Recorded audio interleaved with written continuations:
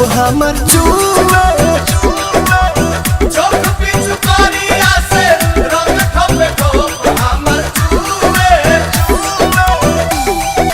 सारा रारा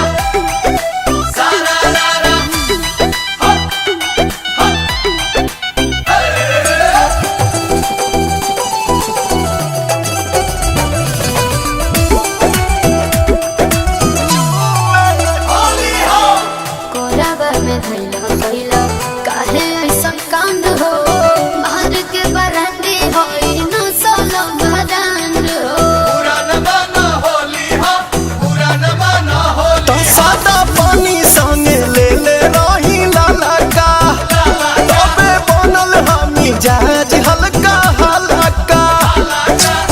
काहे खातिर चाहता रमुवे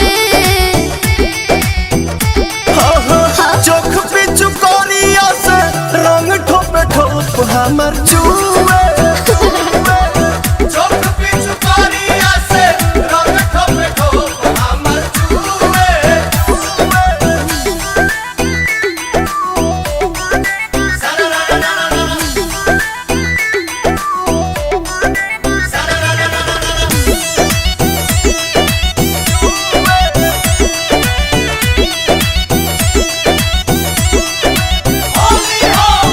आसो पीरी अंसु तने कर पर हेज हो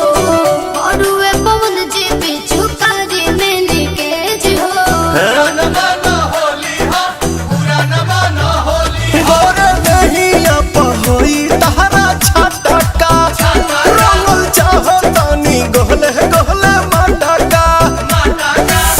धली सब धान हराऊवे